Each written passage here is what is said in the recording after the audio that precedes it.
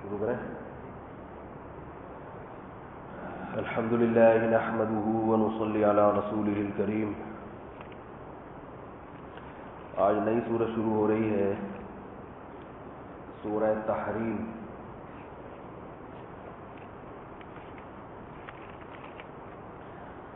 یا ایھا النبی لم تحرم ما احل اللہ لک تبتغی مرضات ازواجک واللہ غفور رحیم. قد فرض اللہ لکم تحلة ایمانکم واللہ مولاکم وهو العلیم الحکیم.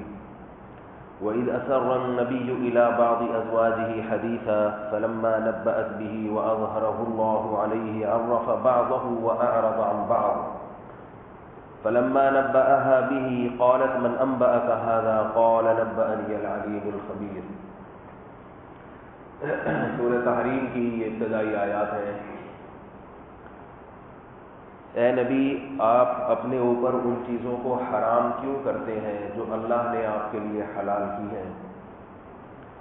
تبتغی مرضات ازواجک، کیا آپ اپنی بیویوں کو خوش کرنا چاہتے ہیں؟ واللہ غفور الرحیم، اللہ بہت مغفرت کرنے والا اور رحم کرنے والا ہے. ہوا یہ تھا کہ شان نزول اس کا یہ ہے، رسول اللہ صلی اللہ علیہ وسلم آپ صلی اللہ علیہ وسلم کا معمول تھا عصر کی نماز کے بعد اپنی زوجہ حضرت زینب کے پاس جانے کا. وہاں جا کے آپ صلی اللہ علیہ وسلم کچھ کھایا کرتے تھے.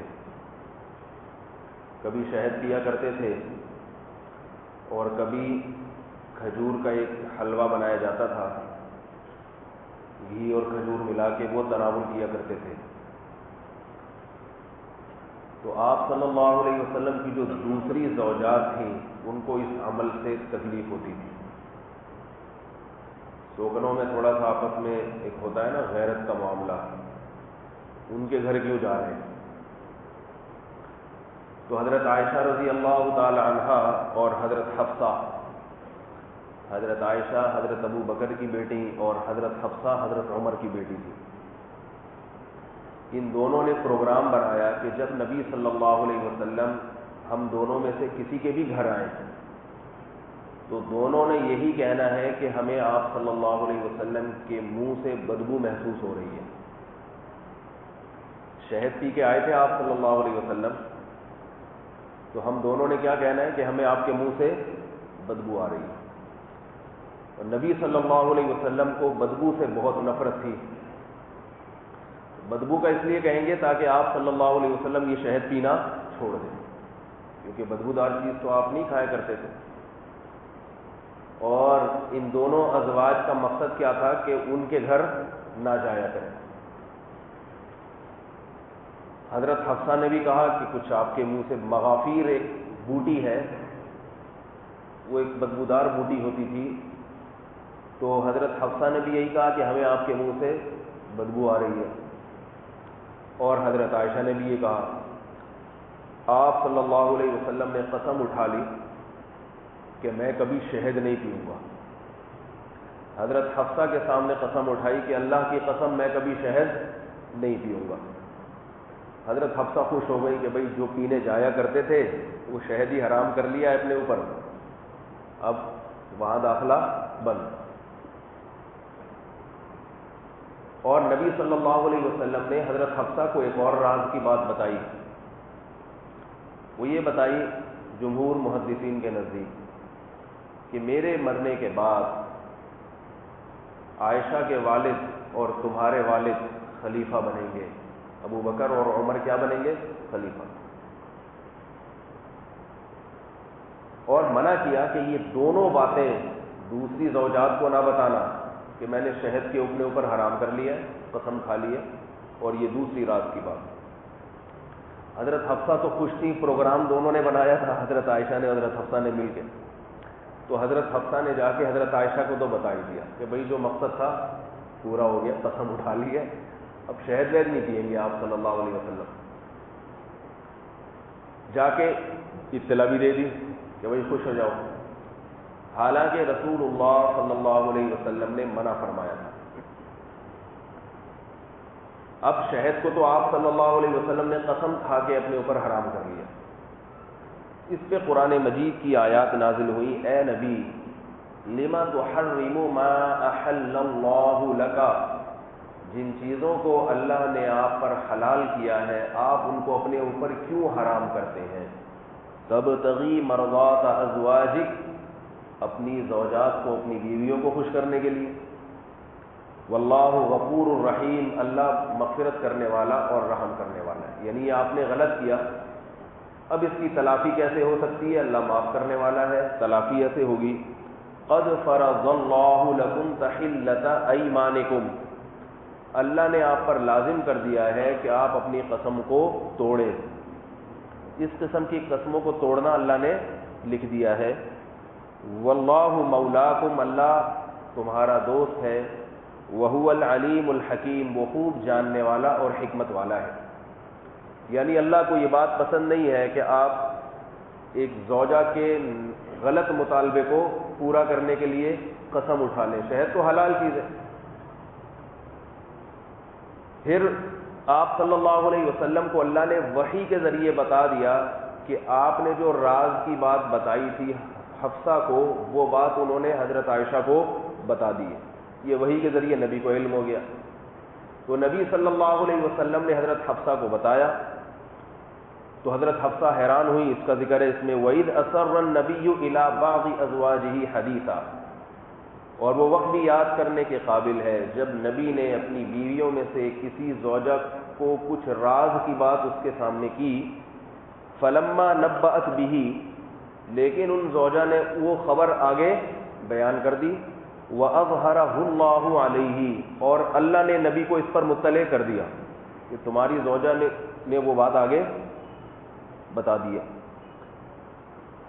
عَرَّفَ بَعْضَهُ وَأَعْرَضَ عَنْ بَعْضٍ, نبی کو تو اللہ نے پوری بات بتا دی کہ کیا کیا خبریں آگے پارسل ہوئی ہیں, ٹھیک ہے, لیکن نبی نے حضرت حفصہ کو آدھی بات بتائی, آدھی نہیں. یعنی یہ بتایا کہ میں نے جو فلاں راز کی بات تم سے کی تھی وہ تم نے آگے بتا دی ہے. ساری بات نہیں بتائی کہ ساری باتیں, بس تھوڑی سی بات وہ تم نے آگے بتا دی ہے. وَأَعْرَضَ عَنْ بَعْضٍ, اور بعض باتوں سے نبی نے اعراض کیا, یعنی چشم پوشی سے کام لیا, چلو وہ بتا دی جانے دو, لیکن یہ والی بات کیوں بتائی؟ پوری بات کیا آپ نے ان پر راز فاش نہیں کیا کہ مجھے اللہ نے سب باتیں بتا دی ہیں. فَلَمَّا نَبَّأَهَا بِهِ, جب نبی کی زوجہ نے وہ خبر آگے نقل کر دی.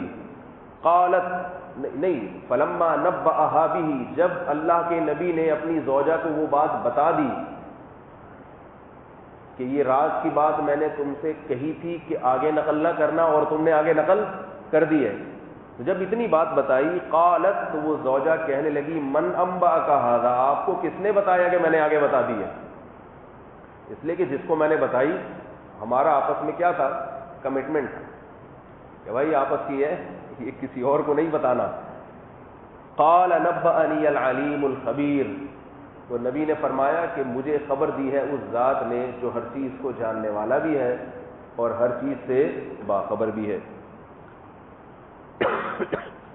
یہ رسول اللہ صلی اللہ علیہ وسلم کی سیرت کا وہ پہلو ہے جس کا آپ صلی اللہ علیہ وسلم کی گھریلو زندگی سے تعلق ہے. بظاہر تو ایک چھوٹا سا واقعہ ہے, بظاہر عقل میں نہیں آتا کہ اتنے چھوٹے سے واقعے کو جو گھروں میں ہوتے رہتے ہیں اس کو قرآن کا جز بنانے کی کیا ضرورت تھی. اللہ نے اس کو باقاعدہ آیتیں نازل کی. چھوٹا سا واقعہ نا, نبی اپنی ایک زوجہ کے پاس جاتے ہیں, دوسری زوجات کو خیال ہوتا ہے بھائی ادھر کیوں جا رہے ہیں, تو ایک ترکیب بنائی کہ بھائی یوں کر دینا, یوں کہہ دینا کہ منہ سے بو آ رہی ہے بوٹی کی, تو اس سے نبی وہاں جانا چھوڑ دیں گے. یہ تو ایک گھروں میں ہوتا ہے, جس آدمی کی زیادہ بیویاں ہوں تو بیویوں میں آپس میں یہ تھوڑا بہت چپکلش چلتی ہے. اس کو قرآن میں باقاعدہ سورت کی شکل میں نازل کرنے کی کیا ضرورت تھی؟ یقیناً اس میں کوئی بہت بڑا پیغام ہوگا, بہت بڑا پیغام ہوگا جو اللہ نے آسمان سے آیتیں نازل کر کے ایک بظاہر معمولی سے واقعے کو قرآن کا حصہ بنا دیا. نمازوں میں بھی تلاوت, تراویح میں بھی تلاوت, اور قیامت تک اس کی حفاظت. بتانا یہ مقصد ہے. بہت ساری اس میں حکمتوں کی باتیں. نمبر 1 لوگوں کو یقین آ جائے کہ محمد صلی اللہ علیہ وسلم بشر ہونے کے لحاظ سے بشریت میں کامل تھے، اور ایک بشر اور ایک انسان کے ساتھ گھریلو زندگی کے جو لوازمات اور جو چیزیں ہوتی ہیں وہ محمد صلی اللہ علیہ وسلم کے ساتھ بھی تھیں۔ نہیں یاری بات میرا خیال، وہ نبی کے ساتھ بھی تھیں وہ ساری چیزیں۔ اب اس بتانے سے کیا مقصد ہے؟ بھائی نبی کے بارے میں یہ اطلاع دے دینا کہ نبی بھی بشر کی طرح ایک بشر تھے، اور ہر آدمی کے ساتھ یہ لائف میں یہ چیزیں ہوتی ہیں، گھروں میں تھوڑے بہت اونچ نیچ، ساس بہو، یہ سب چلتا ہے نا، تو نبی کے ساتھ بھی ہوتا تھا۔ بتانا یہ مقصد ہے کہ جب نبی اللہ کے سب سے برگزیدہ اور سب سے مقرب ہو کر بھی نارمل لائف گزار رہے تھے، تو کسی اور کو فنٹر بننے کی کوشش، بولو بھائی، نہیں کرنی چاہیے۔ بہت بڑا بزرگ بن گیا، بیوی بچے ہی نہیں ہے، بچے ہیں تو ایک آدھ، باقی ہے ہی نہیں، میں ٹینشن فری زندگی گزاروں گا کیونکہ مجھے نماز پڑھنی ہے، مجھے تبلیغ میں سال کے لیے نکلنا ہے، مجھے خانقاہ میں سلوک کے منازل طے کرنے ہیں۔ اللہ کو یہ طرز زندگی پسند نہیں ہے۔ بات آ رہی ہے سمجھ میں کہ نہیں آ رہی؟ اللہ کو یہی زندگی پسند ہے، بال بچوں میں مشغول ہو، پھڈے بازیاں بھی ہوں، سسرال کے جھگڑے بھی ہوں، سالوں کی دھمکیاں بھی ہوں، سمجھ رہے ہو بات کو؟ اور گھروں میں یہ جو ہوتا ہے نا تھوڑا بہت اونچ نیچ، یہ بھی چل رہا ہو۔ جب نبی کے ساتھ تھا تو اور کون ہوتا ہے جو اپنے آپ کو نبی سے بھی آگے بڑھانے کی کوشش کرے گا؟ دوسرا اس سے سبق یہ ملتا ہے کہ رسول اللہ صلی اللہ علیہ وسلم سے زیادہ پرہیزگار اور گھر پہ کنٹرول کرنے کی صلاحیت رکھنے والا کوئی بھی نہیں تھا، پھر بھی گھروں میں اس قسم کی چیزیں ہو جاتی تھیں۔ تو اگر کسی کے گھر میں اس قسم کی چیزیں ہو رہی ہیں تو گھر کے سربراہ سے بدگمان ہونا جائز نہیں ہے۔ نہیں آ رہی نا میرا خیال ہے بات؟ لوگ کہتے ہیں اتنے بڑے فنٹر بنے تھے اور گھر میں حالات دیکھو کیا ہو رہے ہیں، جوتوں کی گلی میں جوتے گرتے ہوئے، بیلن گلی میں گرتے ہوئے نظر آتے ہیں۔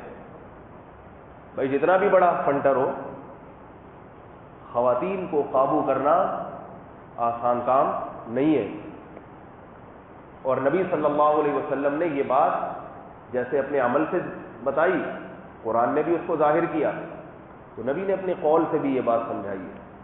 فرمایا یغلبن الکریم ولا یغلب علیہن الا اللئیم، عورت پر مکمل حاوی وہ آدمی آتا ہے جو کمینہ ہوتا ہے۔ الفاظ دیکھیں، لئیم کا مطلب برا آدمی، قابل ملامت، اچھا آدمی نہیں حاوی آتا۔ جو آدمی مکمل کنٹرول ہے نا گھر پہ، ایک دم روبوٹ کی طرح بیوی چلتی ہے، ادھر بٹن دبایا ادھر کو جا رہی ہے، وہ ایک دم کنٹرول میں رکھا ہوا ہے، اس کا مطلب ہے یہ چنگیز خان کی اولاد میں سے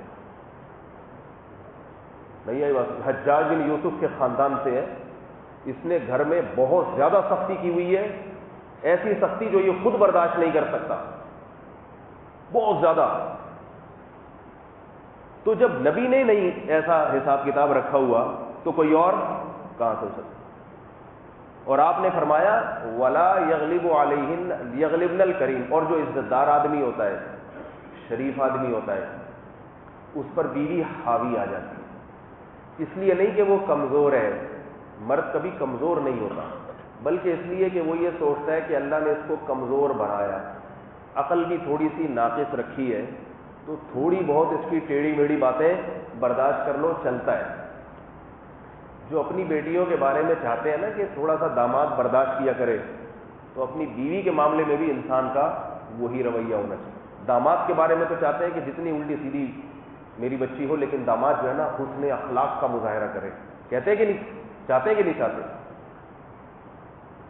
تو نبی صلی اللہ علیہ وسلم نے فرمایا ولا یغلب علیہن الا اللئیم، عورت پر مکمل حاوی آدمی وہی ہو سکتا ہے جو لئیم، قابل ملامت ہو، یعنی بہت زیادہ۔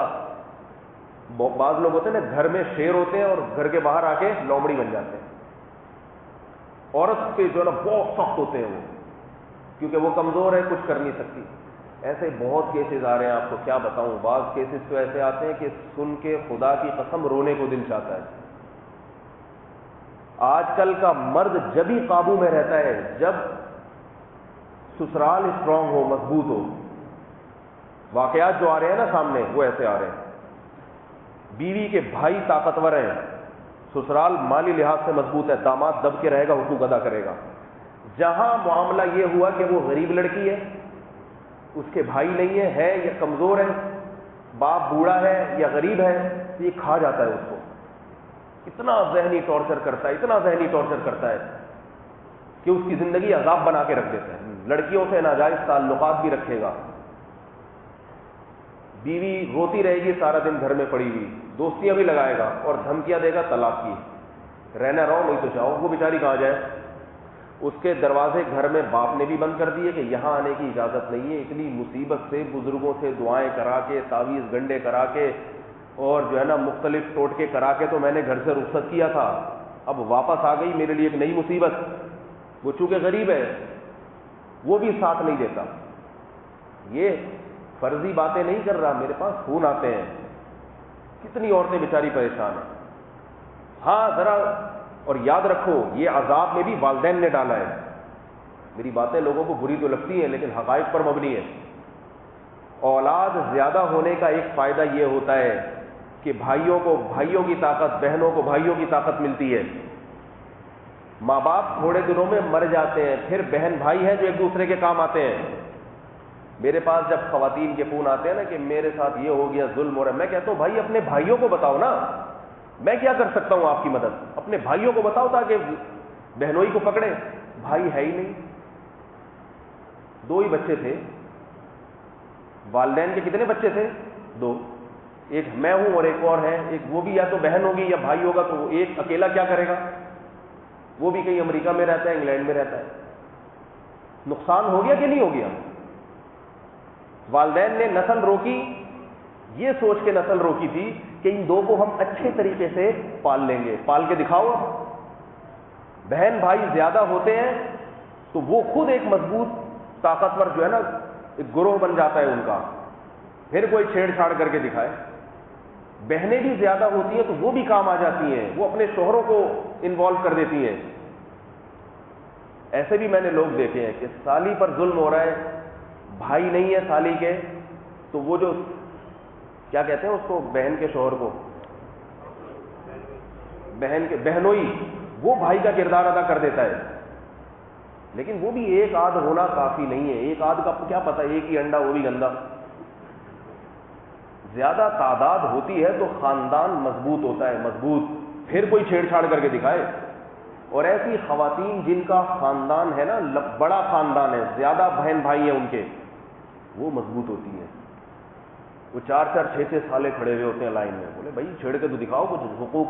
ایک صاحب نے مجھے اسی ہفتے کا واقعہ ہے, وہ کہہ رہے میری بہن کے ساتھ ظلم زیادتی ہوا. بہنوئی وہاں صوبہ سرحد میں تھا, چھوڑ چھاڑ کے نا بہن کو ادھر کراچی میں آ گیا مزدوری کے لیے. 4-5 سال ہو گئے, پوچھ کے پیچھے واپس مڑ کے دیکھا ہی نہیں اس نے بہن کس حالت میں کیا ہے. اب یہ تھے 6 بھائی. یہ کتنے بھائی تھے؟ 6. یار ہم نے بہن سے جا کے پوچھا بھائی کیا مسئلہ کیا ہے. اس نے کہا کہ بھائی چھوڑ کے گیا ہوا ہے, نہ فون کرتا ہے نہ پوچھتا ہے, پتہ نہیں کیا گل غپاڑے اڑا رہا ہے کراچی میں جا کے, پوچھتا ہی نہیں. وہ 6 نے مل کے اس کو تلاش کیا, اس کو اٹھوایا, پولیس کے ذریعے کیس کر دیا اس کو. پھر اس کے لگے چترول, اب یہ اس سے دھنائی کی. اسی ہفتے کا واقعہ ہے.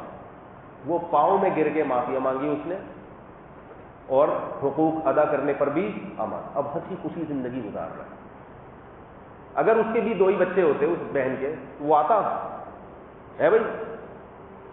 یعنی اس بہن کے والدین کے 2 بچے ہوتے ہیں تو وہ ایک بیچارہ کیا کرتا جا کے. اسی لیے قرآن و سنت میں عربی زبان میں جو بھائی اور بہن ہوتے ہیں ان کو عصبہ کہا جاتا ہے. عصبہ کہتے ہیں پٹھے کو. مسلز آپ کو طاقتور بناتے ہیں نا بھائی. جم خانے میں جاؤ تو وہ سارے مسل بنانے پر محنت کر رہے ہوتے ہیں جتنے باڈی بلڈر ہیں. مسل سے جسم کو پاور ملتی ہے, طاقت ملتی ہے. تو عربی میں بھائی بہنوں کو عصبہ کہا جاتا ہے. عصبہ کیا مطلب؟ یہ سب ایک دوسرے کو مل کے طاقت پہنچاتے ہیں. اب ہے ہی نہیں تو طاقت کہاں سے پہنچائیں گے؟ یہ نسل روکنے کا برا انجام ہے کہ بعد میں بیٹیوں کے لیے بڑے مسائل ہو جاتے ہیں. پیچھے خاندان میں کوئی کھڑا نہیں ہوتا, نہ بہنوئی ہوں گے نہ بھائی ہوں گے, کوئی ہے ہی نہیں. تو نبی صلی اللہ علیہ وسلم نے کیا فرمایا کہ کمینہ آدمی مکمل حاوی آ جاتا ہے، ولا یغلب، اور یغلبن الکریم، عزت دار آدمی پہ بیوی حاوی آ جاتی ہے۔ مگر یہاں حاوی آنے کا یہ مطلب نہیں ہے کہ مرد جو ہے وہ جورو کا غلام بن جائے، یہ عیب کی بات ہے، بیوی کا غلام بن جانا عیب کی بات ہے۔ علماء نے دونوں حدیثوں میں تطبیق دی ہے۔ قرآن مجید میں اللہ نے یہ بھی حکم دیا کہ محبت سے سمجھاؤ، نہیں مانتی بستر الگ کر دو، پھر بھی نہ مانے تو وَاضْرِبُوهُنَّ، اعتدال سے ان کی ٹھکائی بھی لگا سکتے ہو، اعتدال سے۔ تو قرآن نے ٹھکائی کی بھی اجازت دی، اور نبی نے کیا فرمایا کہ بھئی عورت غالب رہتی ہے۔ تو علماء نے کہا دونوں طرف کے دلائل ہیں، جس سے پتہ چلتا ہے کہ شریف آدمی کا معاملہ درمیان درمیان میں رہتا ہے، نہ تو اتنا فرما بردار بنتا ہے کہ جورو کا غلام بن جائے، اور نہ اتنا حاوی آتا ہے کہ لوگ اسے چنگیز خان کی اولاد سمجھنا شروع کر دیں، ہر وقت بیوی کانپتی رہے، گھر میں آ رہے ہیں تو بچے خوش ہونے کے بجائے پریشان ہو رہے ہیں کہ ایک جو ہے نا ایک ٹینشن آ گئی ہے گھر میں ہمارے۔ تو اب کن چیزوں میں غلامی جائز نہیں ہے اور کن چیزوں میں انسان کو کمپرومائز کرنا چاہیے، تو اس کی علماء نے مسئلہ بیان کیا کہ دین کے معاملے میں بیوی سے مغلوب ہونا جائز نہیں ہے۔ دین کے معاملے کیا مطلب؟ بچوں کو نماز پڑھانی ہے، بیگم صاحب کہتی ہیں نہیں بچے ہیں ابھی چھوڑو، کیا ہے اس میں، نہ سنو بیگم کی، بچوں کو، بیٹیوں کو بھی بیٹوں کو بھی نماز پڑھاؤ، دینی تعلیم دینی ہے، کہتی ہے نہیں ابھی نہیں ہے، چھوڑو، کیا قاری صاحب کے پاس جا کے قرآن پڑھیں گے، نہیں نہیں، اس میں آپ کو سختی کرنی پڑے گی۔ اسی طرح بچیوں کا لباس، آپ چاہتے ہو میری بیٹیاں پورا لباس پہنے، پردہ کریں، یہاں بیگم صاحبہ رکاوٹ ڈال رہی ہے، نہیں آپ دقیانوس قسم کے آدمی ہیں، پرانے زمانے کے آدمی ہیں، یہاں آپ کو سختی کرنی پڑے گی۔ نہیں آ رہی میرا خیال ہے بات سمجھ لیں، بولے اس گھر کا سربراہ میں ہوں، آپ نہیں ہیں، لباس جیسا میں پہناؤں گا ویسا پہنے گی ہے، بچے کا بھی بیٹی کا بھی، دین کے معاملے میں۔ اسی طرح گھر میں شادی بیاہ کا وقت آ رہا ہے، مائیں اکثر کہتی ہیں کہ بھائی بری بھی ہوگی، بارات بھی ہوگی، اور یہ ساری لفافے ٹرانسفر ہوں گے، لفافے ہوتے ہیں نا شادیوں میں، وہ ادھر پورے ولیمے کا خرچہ نکل آتا ہے، ولیمہ کرو لفافے اتنے آتے ہیں۔ آج کسی نے بتایا کہ ایک ہمارے دوست کا ولیمہ ہوا، جو لفافے آئے ہیں نا 1,20,000 جمع ہوئے ہیں، ولیمے کا پورا خرچہ نکل آیا اسے۔ یہ کیا ڈرامے بازی ہے بھائی، اور اس نے بھی واپس لوٹانا ہے، اس کی شادی ہوگی تو یہ بھی لفافے میں رکھے، یہ کون سے ہدیے کی قسم ہے بھائی؟ اب یہ جائز نہیں ہے، بارات یہ سب بری چیزیں ہیں، یہ عورتوں کے کہنے پر مرد کر رہے ہیں، غلام بنے ہوئے ہیں، یہاں آپ کو مردانگی دکھانی پڑے گی، یہ بری رسم ہے، ہندوؤں کی رسم ہے، یہ نہیں ہوگی، یہاں سب آگے بیوی کے غلام بن جاتے ہیں، کوئی ناجائز کام نہیں ہونا چاہیے گھر کے اندر۔ باقی یہ کہ کس معاملے میں انسان نرمی کرے، اچھا اپنی آمدن کے تحت خرچہ کرنا ہے، بیوی کو خوش کرنے کے لیے قرضے لے لے کے گھر میں چیزیں لا کے ڈال رہے ہیں، تھوڑے دنوں میں مقروض ہو جاتا ہے اور ذلت بھی ہوتی ہے۔ بیگم کو بتا دو بھائی یہ میری آمدن ہے، جو آئے گا اس کے اندر آئے گا، آمدن سے زیادہ اللہ نے حرام قرار دی اپنی آمدن سے زیادہ خرچ کرنے کو۔ وہ کہے نہیں یہ بھی کرو، وہ بھی چاہیے، یہ بھی پلاٹ بحریہ میں پلاٹ بھی لے لو، فلانے بھی کر لو، نہیں لوں گا، جاؤ جو مرضی کرنا ہے کرو، مان جائے آرام سے ٹھیک ہے، نہیں تو بستر الگ کرو۔ بستر الگ کرنے سے ان باتوں میں، بستر الگ کرنے سے فائدہ نہیں ہو رہا، 2-4 لگا دو، پھر بھی مطالبہ ہے ابا کے گھر بٹھا دو، اور اگر وہ پولیس کو فون کر کے بلا لیتی ہے، جیسے پنجاب حکومت نے قانون بنایا ہے، اگر بیوی پہ ہاتھ اٹھایا بیوی پولیس کو فون کرے گی، جیل میں چلے جاؤ۔ کیا ہے 3 دن کے لیے، اگر آدمی اللہ کے راستے میں بھی تو نکلتے ہیں نا سیروزے کے لیے، لیکن آنے کے بعد بولو میں دوبارہ 3 دن کے لیے چلا جاؤں گا، کوئی مسئلہ نہیں ہے، لیکن پھر کمپرومائز نہیں کرنا۔ بولے تو میں 15 پہ فون کرتی رہوں اور میں ٹھکائی لگاتا رہوں گا، کتنا بڑا جرم کیا اس نے۔ یہ جو پنجاب حکومت نے قانون بنایا نا، یہ اپنی ناکامی کو چھپانے کے لیے، کیونکہ گاؤں دیہاتوں میں، وہاں پنجاب میں عورت پہ بڑا ظلم ہوتا ہے، تعلیم نہیں ہے، اور اصل تو یہ مذہبی تعلیم ہے جو ان حرکتوں سے انسان کو روکتی ہے، مذہبی تعلیم تو بالکل ہی نہیں ہے، اور ڈرامے فلمیں دکھا کے کلچر کو تباہ کر دیا۔ اب حل یہ تھا کہ مرد اگر عورت پہ ظلم کرتے ہیں تو اس کا حل یہ تھا کہ ان دیہاتوں میں تعلیم کو فروغ دیا جائے، دینی بھی تبلیغی جماعتوں کو بھیجا جائے جو اخلاق کی تعلیم دیتی ہیں، ان کے پر پابندیوں کو ہٹایا جائے، تعلیم کا نظام درست کیا جائے۔ وہ تو کیا نہیں۔ اس مار کٹائی کو روکنے کا طریقہ کیا بنایا کہ عورت اپنے میاں کو تھانے بند کرا دے۔ اب عورت اپنے میاں کو جب تھانے بند کرائے گی، وہ میاں اس عورت کو رکھے گا آ کے؟ کبھی بھی نہیں رکھے گا، کہے گا میں ایسی عورت کو کیوں گھر میں رکھوں جس نے مجھے تھانے بند کرا دی۔ اس سے عورت کو نقصان ہوگا، طلاق کا ریشو بڑھے گا، کم نہیں ہوگا۔ تو عقل نہیں ہے، اللہ کے بنائے ہوئے قوانین کو مانتے نہیں ہیں، اور جو کام کرنا چاہیے وہ کرتے نہیں ہیں۔ ایک غلطی کی تلافی کے لیے اس سے بڑی غلطی کرتے ہیں، یہ ہو رہا ہے۔ خیر میں یہ عرض کر رہا تھا کہ دینی معاملات میں انسان کمپرومائز نہ کرے، اور کن چیزوں میں انسان اپنی خدمت کے معاملے میں، کھانا میں تھوڑا دائیں بائیں ہو گیا برداشت کر لے انسان، ٹھیک ہے نا، اور کوئی اس نے زبان سے کوئی الٹی سیدھی بات کر دی، آپ کو غصہ آ گیا تو تھوڑا سا برداشت کر لو، ہوتا ہے۔ اپنے ابا اماں کے گھر جانے کا کہتی ہے آپ سے، آپ کو پتہ ہے ابھی تو گئی تھی دوبارہ جانا چاہ رہی ہے، تھوڑا سا انسان کہ کوئی آفس تھوڑی ہے کہ بار بار چھٹی درخواست لکھنی پڑے، چل بھائی گھوم کے چکر لگا کے آ جا۔ جتنا اس کا خرچہ ہوتا ہے، اگر اللہ نے آپ کو آمدن زیادہ دی ہے تو وہ مطالبہ کر رہی ہے بھائی آج بازار سے کھانا لا کے کھلا دو، نلی نہاری کھلا دو، جاوید نہاری کھلا دو، تو تھوڑا سا انسان کر لے، چل بھائی لے آ جا کے، دل تو نہیں چاہ رہا مگر لے آؤ بھائی۔ تو اس کا کیا ہوتا ہے؟ یہ شریف آدمی کا کام۔ اور جو تھانے دار بن کے گھر میں جاتا ہے، گھر کو تھانے کا ماحول بنا ہے، وہ نہیں مانتا، کہتے یہ لکھا ہوا ہے نا ریٹرن، بس اس کے حساب سے آئے گا، ٹھیک ہے نا۔ اور نان نفقہ جو مفتیوں سے میں نے پوچھا ہے، اس میں پراٹھے جاوید نہاری کا کہیں کوئی تذکرہ نہیں۔ تو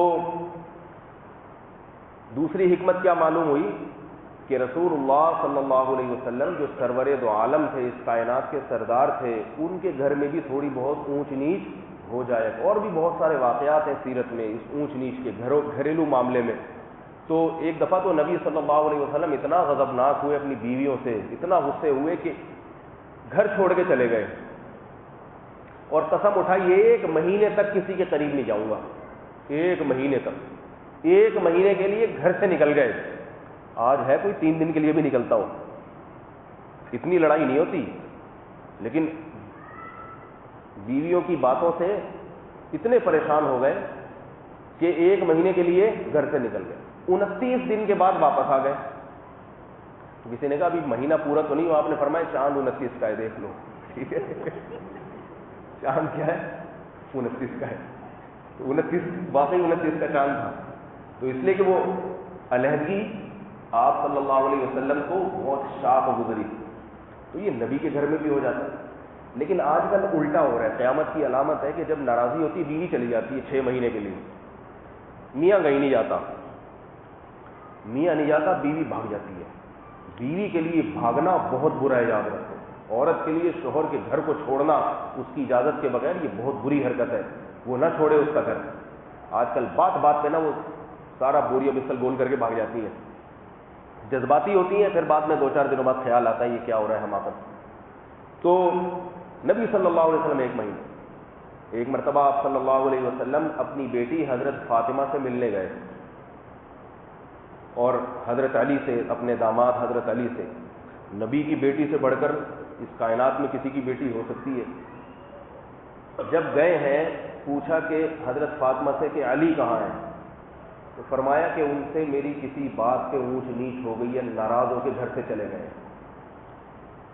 آج کا کوئی سسر ہوتا ایک دم تل ملا جاتا، ابے دیکھتا اس سالے کو گیا کدھر ہے بھائی، اور بیٹی بھر بھر کے سناتی۔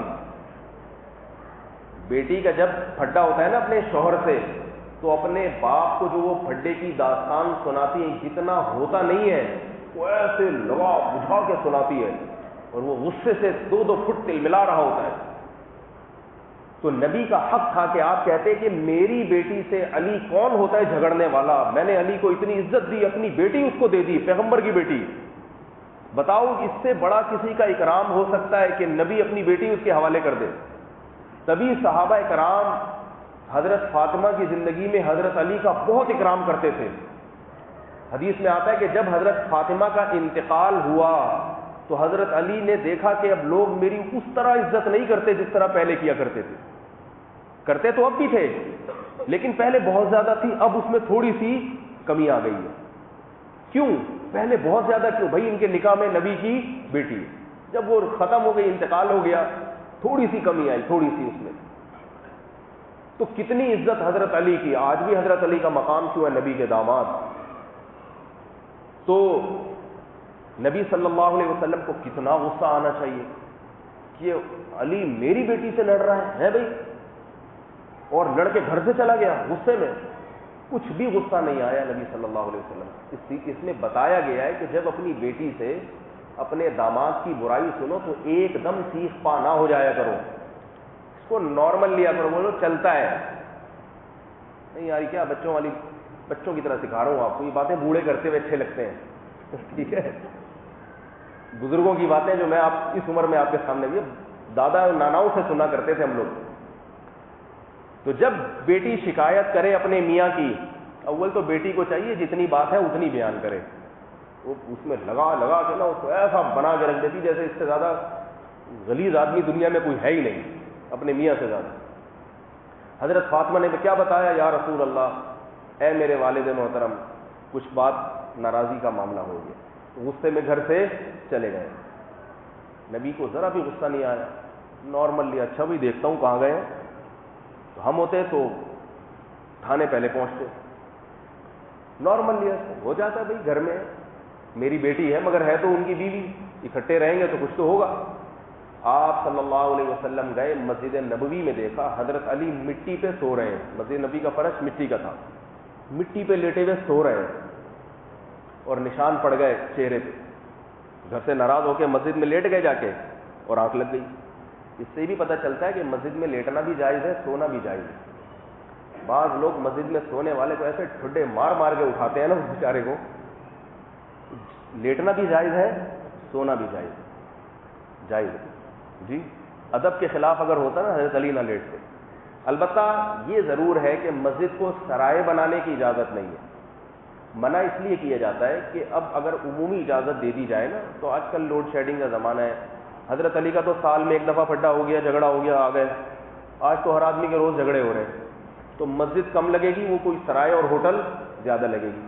پھر لوگوں کے سونے کے اسٹائل بھی مختلف ہیں, تمیز سے تھوڑی سوتے ہیں. ایک ٹانگ ادھر جا رہی ہے, ایک وہاں جا رہی ہے, جا رہے ہیں, کبھی الٹا اوندا پڑا ہوا ہے, کبھی چت لیٹا ہوا ہے. تو یہ تمیز نہیں ہے, اس لیے منع کیا جاتا ہے. لیکن فی نفسی ہی مسجد میں سونا جائز ہے. تو حضرت علی کو دیکھا کہ سو رہے ہیں مسجد میں. تو آپ صلی اللہ علیہ وسلم نے آ کے ان کو اٹھایا کیسے, یا ابا تراب, اے مٹی والے. ابو تراب کہا, مٹی والے, یہ محبت سے کہا, اے مٹی والے. حضرت علی نے پوری زندگی اپنی کنیت پھر کیا رکھی ہے, ابو تراب. ہمیشہ اپنے آپ کو ابو تراب کہا کرتے تھے کیونکہ ان کو نبی سے یہ جملہ بڑا اچھا لگا. تو ہمیشہ کے لیے حضرت علی کی کنیت کیا پڑ گئی, ابو تراب. آپ کہیں بھی حدیث کی کتاب میں دیکھیں, ان ابی تراب علی ابن ابی طالب, ابو تراب سے مروی ہے. تو اس موقع پر کہا, کچھ بھی نہیں ڈانٹا, کوئی کچھ بھی نہیں کہا. اس سے بھی پتہ چلتا ہے کہ صحابہ کرام یہ سب ہوتا تھا, چلتا تھا گھروں کے اندر. جو آدمی متکبر ہوتا ہے نا, وہ ذرا سی بات برداشت نہیں کرتا. میری شان میں گستاخی ہو گئی, میں ایسا آدمی, میں بالکل نیک پرہیزگار, چلا لگا کے آیا ہوں, 4 مہینے سے آیا ہوں, پھڈا کر رہی ہے میرے سے.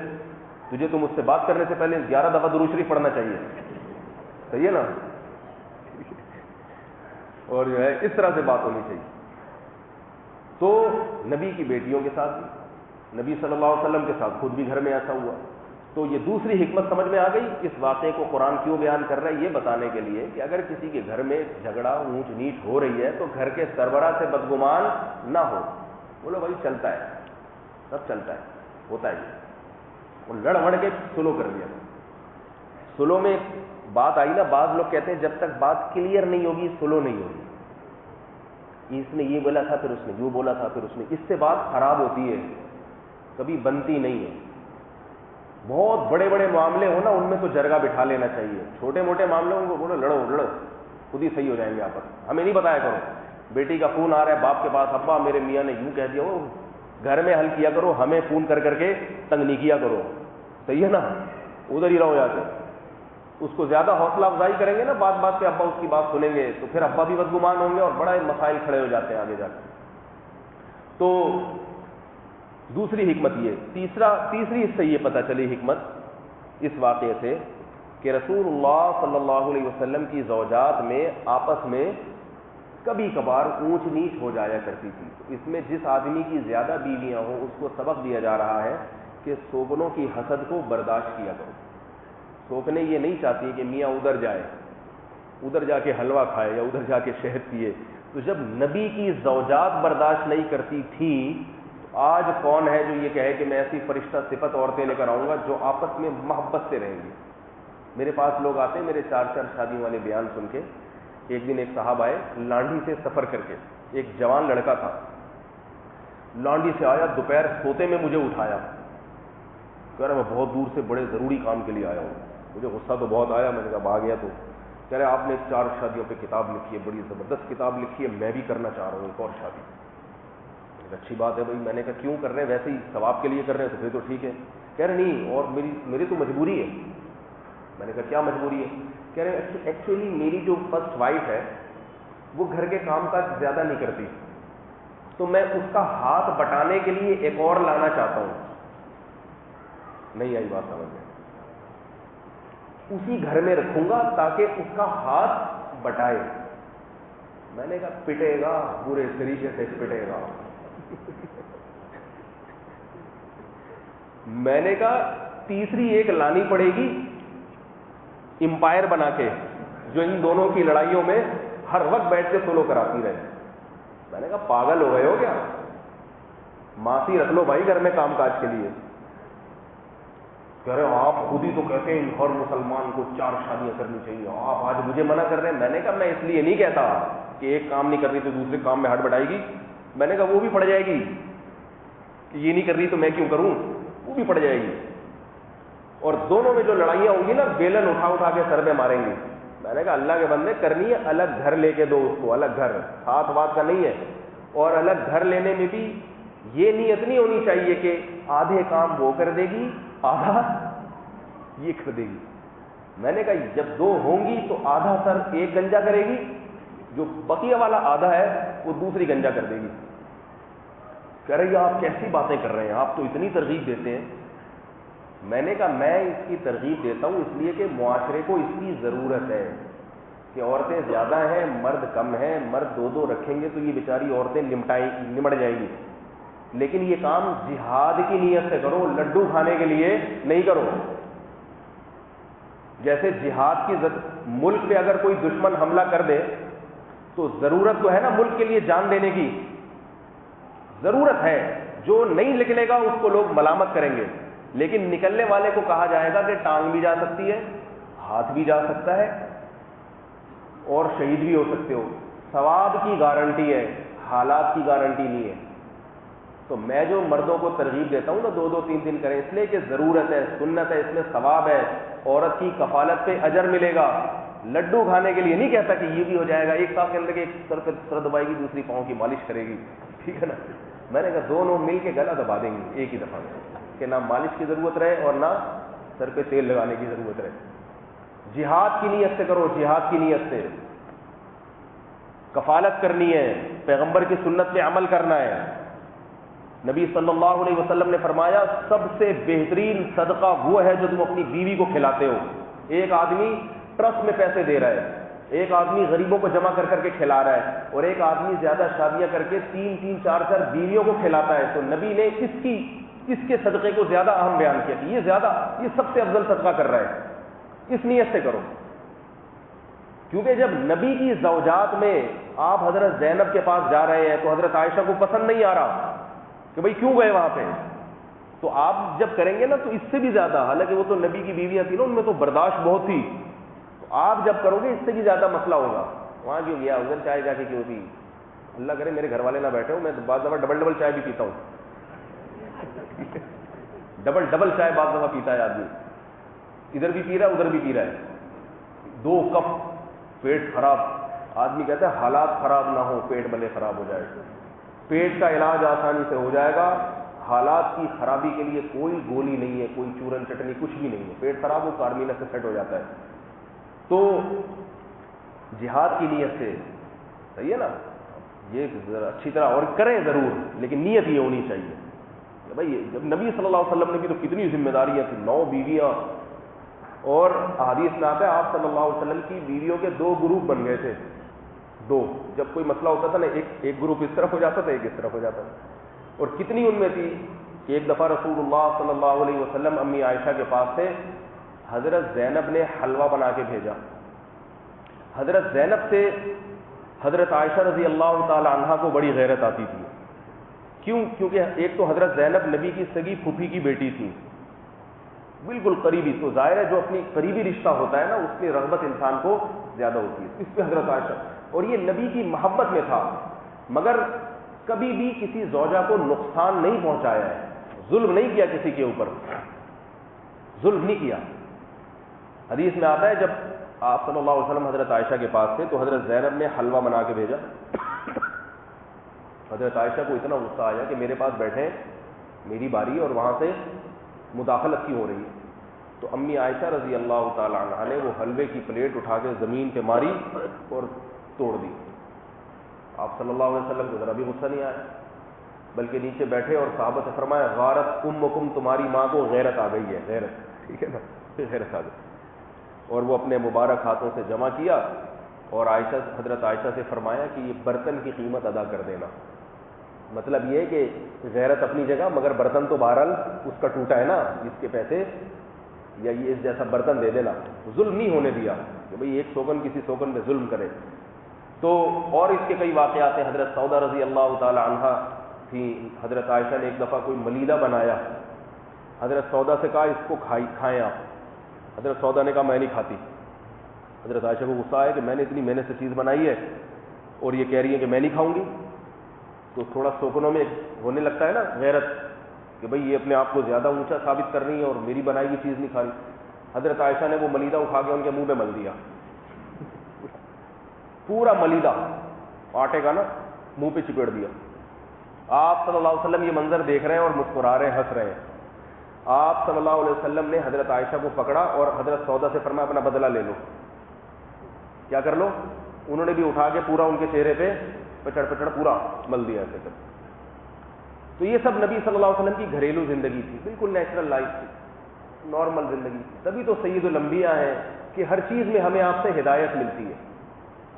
اگر کوئی گورنر ہو، کوئی صدر ہو، کوئی وزیر اعظم ہو، اس کی تو گھریلو لائف ہوتی نہیں ہے، وہ تو گھر آتا ہی نہیں ہے، اس کو پتہ ہی نہیں ہوتا بیوی بچے کہاں ہیں، وہ فیسیں جاری ہوتی ہیں، کوئی اس کی زندگی نہیں ہوتی. اور آج کل کے صدر بدر کی تو بیوی نہیں ہوتی.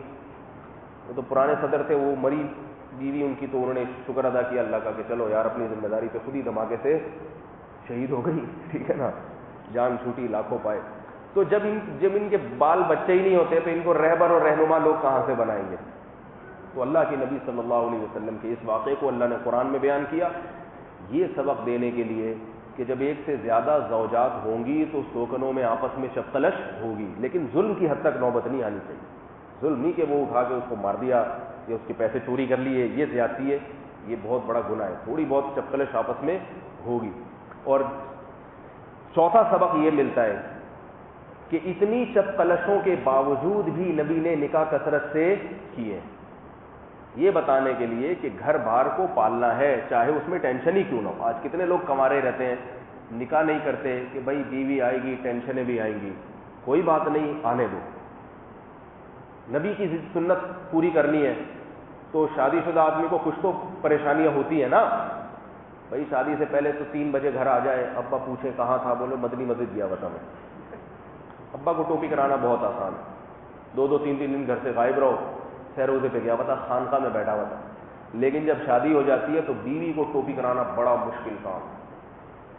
وہ چہرے کا نور دیکھ کے بتا دیتی ہے کہ یہ مدنی مسجد سے نہیں آ رہا، کیونکہ اس کو پتا ہوتا ہے کہ میرے بھائی بھی مدنی مسجد سے آتے تھے، ان کے چہرے پہ یہ والی پھٹکار نہیں ہوتی تھی، ٹھیک ہے نا، جو اس کے چہرے پر ہے. یہ کہیں اور سے آ رہا ہے، یہ گٹکے کی دکان سے آ رہا ہے. یہ اس کو بیوقوف بنانا آسان نہیں.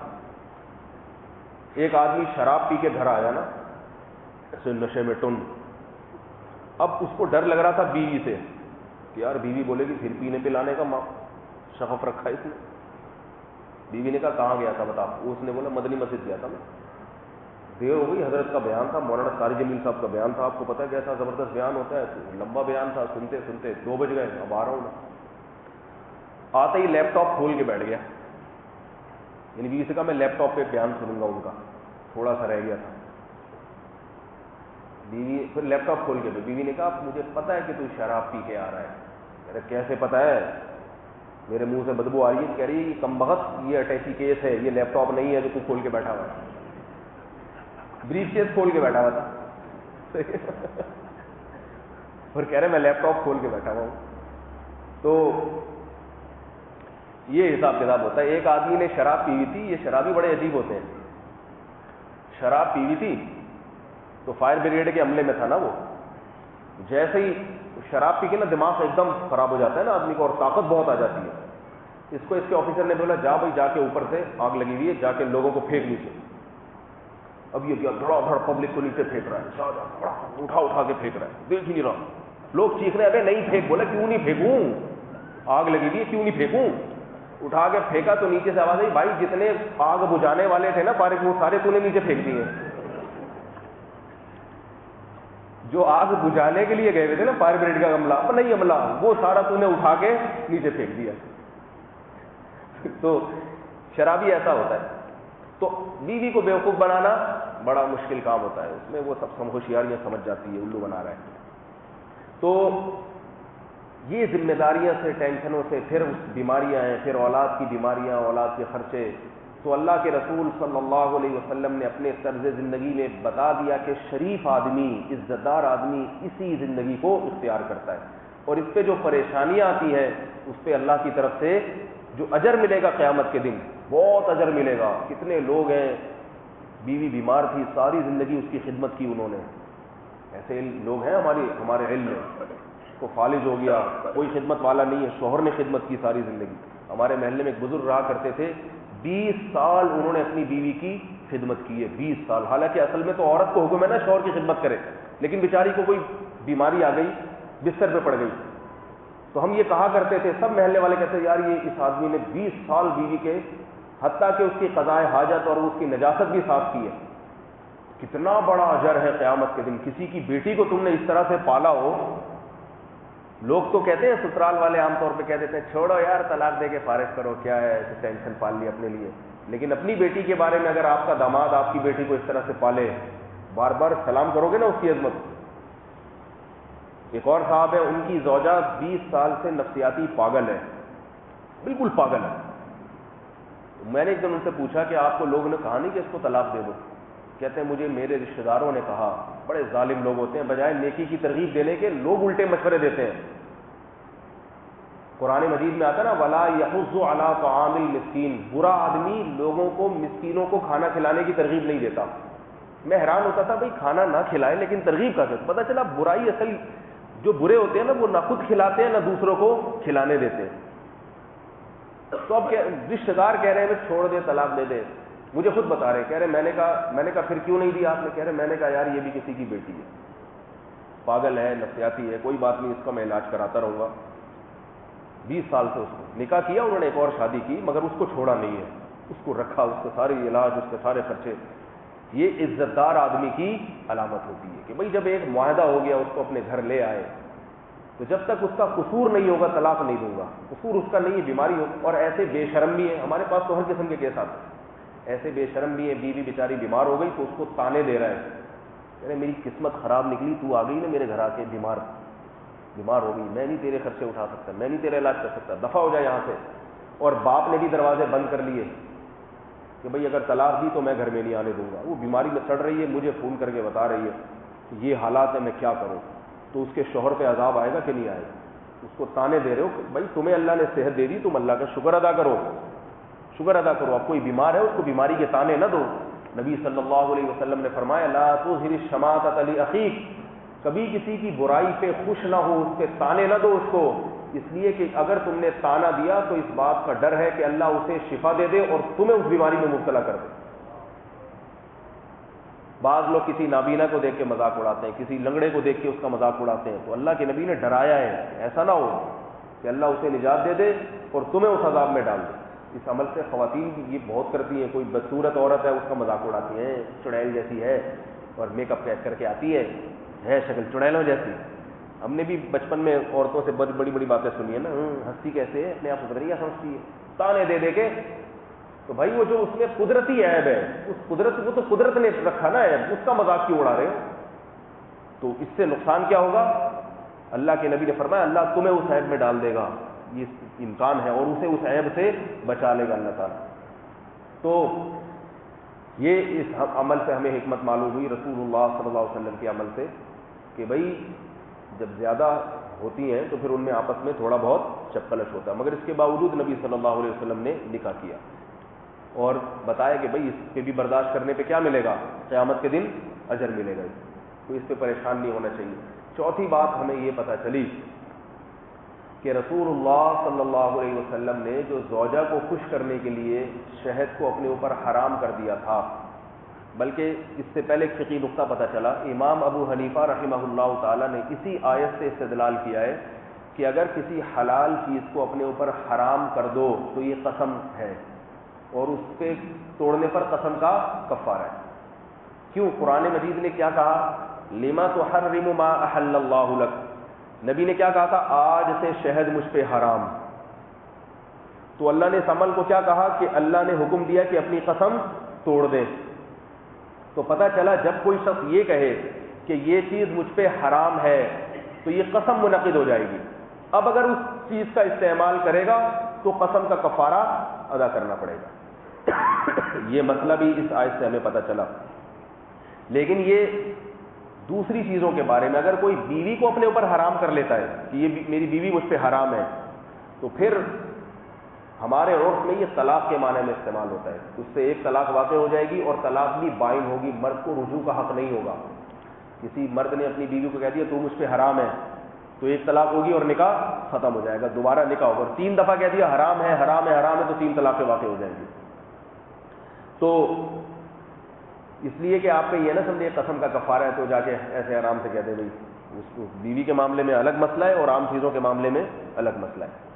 اور یہ بھی پتہ چلا کہ اگر انسان حلال چیز کے بارے میں قسم اٹھا لے کہ میں یہ کام نہیں کروں گا, تو بہتر کیا ہے اس قسم کو توڑ دیا جائے. بعض لوگ کسی بات پہ قسم اٹھا لیتے ہیں, میں فلاں سے بات چیت نہیں کروں گا, پھر ساری زندگی اس قسم پہ قائم رہتے ہیں. غلط ہے, آپ بات چیت کر لیں, قسم کو توڑ کے اس کا کفارہ ادا کر دیں.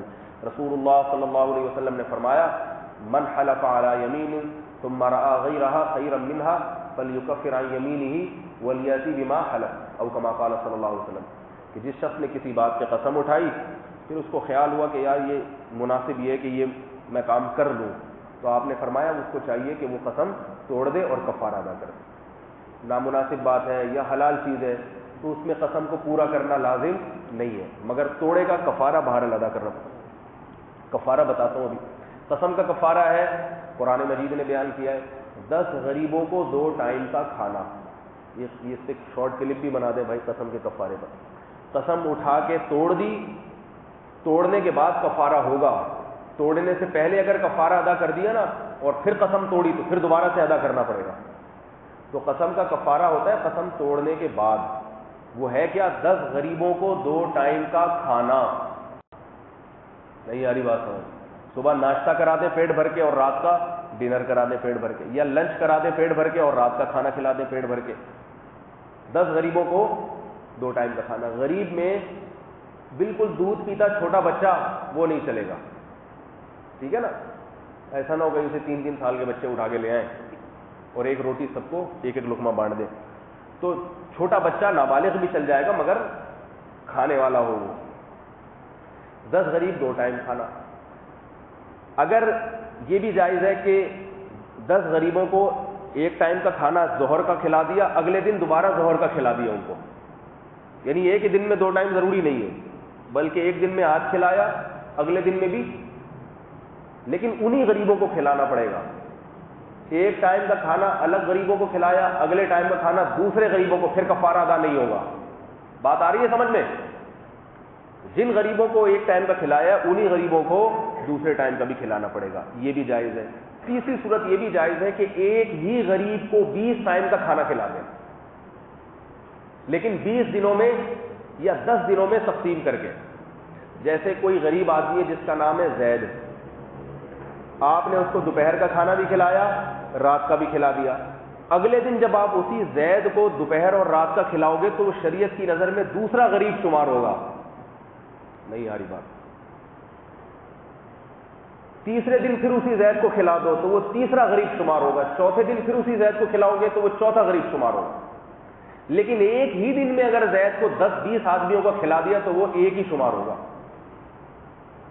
20 آدمیوں کا کھانا پکوا کے آپ نے کہا بھائی تو کھا جا بھی, اور وہ بھی بڑے فنٹر سے کھا گئے, تو وہ جتنا بھی کھائے گا وہ ایک ٹائم کا ہی کہلائے گا وہ, اور ایک غریب کا اگلے دن کھلانا پڑے گا اس کو. آئی بات سمجھ میں؟ اگر کھانا کھلانا مشکل لگ رہا ہے تو پیسے بھی دے سکتے ہیں غریب کو. پیسے کتنے دینے پڑیں گے؟ دارالعلوم فرنگی کی رائے کے مطابق 1.25 کلو گندم, اور ہمارے حضرت مفتی رشید احمد صاحب رحمہ اللہ کی رائے کے مطابق 2.25 کلو گندم, احتیاط 2.25 کلو میں ہی ہے. تو 2.25 کلو آٹا ایک غریب کو دے دیں, یا آٹے کی قیمت ایک غریب کو دے دیں, تو یہ 2 ٹائم کا کھانا کہلائے گی. بہت مشکل ہے بات سمجھانا. ابھی بتا رہا ہوں, پہلے یہ ان سے متفرق نہیں دیا جا رہا, اکٹھے کہاں سے دیں گے؟ دیکھو بھائی, زید ہے, زید, بکر, خالد, عمر, عثمان, 10 آدمی اس طرح سے ملا لیں آپ. ان 10 میں سے ہر ایک کو 2.25 کلو آٹے کی تھیلی پکڑا دیں. یہ 2.25 کلو آٹا تیرا, 2.25 کلو آٹا تیرا, تو یہ 2.25 کلو آٹا 2 ٹائم کا کھانا کھلائے گا. آٹا بھی دے سکتے ہیں اور آٹے کے پیسے بھی دے سکتے ہیں. تو 2.25 کلو آٹا آج کل کتنے کا آ رہا ہے؟ میرا خیال ہے 42 روپے کلو ہے نا آٹا. 100 روپے کلو, تقریباً 100 روپے کا ہو جائے گا تقریباً. تو 1000 روپے 10 غریبوں میں بانٹ دیا آپ نے, تو یہ قسم کا کفارہ ادا ہو گیا. لیکن 1000 روپے ایک ہی غریب کو اگر دے دیے تو نہیں ہوگا, بلکہ وہ ایسا ہی ہے جیسے ایک غریب کو 10 آدمیوں کا کھلا دیا. آئی بات سمجھ؟ البتہ 1000 روپے ایک غریب کو دیے مگر 10 دنوں میں تقسیم کر کے دے دیے. 100 روپے زید کو آج دیے, پھر اسی زید کو 100 روپے اگلے دن دیے, تو یہ اگلا غریب شمار ہوگا. آ گئی بات سمجھ میں؟ پھر اسی زید کو تیسرے دن دیے تو یہ تیسرا غریب شمار ہوگا. تو اس طرح سے 10 دنوں میں زید ہی کو ڈیوائڈ کر کے دے دو تو وہ ایک قسم کا کفارہ ادا ہو جائے گا. اگر خود اتنا غریب ہے کہ پیسے نہیں ادا کر سکتا, بعض صورتیں ایسے بھی ہوتی ہیں تو وہ خود ادھر ادھر سے مانگ رہا ہوتا ہے, گٹکے کے پیسے نہیں ہے بیچارے کے پاس. آج کل تو یہ فراغت ٹیکسٹائل مل میں جو لوگ جاب کرتے ہیں نا, ان کے پاس کہاں پیسے ہوتے ہیں. کل مجھ سے کسی نے پوچھا کسی کے بارے میں, وہ کہاں جاب کرتے ہیں؟ میں نے کہا فراغت ٹیکسٹائل مل میں جاب کر رہے ہیں آج کل. کہہ رہے یار یہ کدھر ہے؟ میں نے کہا نام سنا. کہہ رہے نام تو سنا ہوا ہے کہاں پہ؟ میں نے کہا میں نے تو نہیں سنا, آپ نے پتہ نہیں کیسے سن لیا. تو فراغت ٹیکسٹائل مل جو ہے نا, جو بیچارے فارغ ہوتے ہیں, ایسے بے روزگار لوگ, کچھ ہے ہی نہیں, ابا اماں سے بات بات پہ پیسے مانگتے ہیں, یہ کیا کریں گے؟ اکثر کمارے جوان لڑکے تو بیچارے ایسے ہی ہوتے ہیں.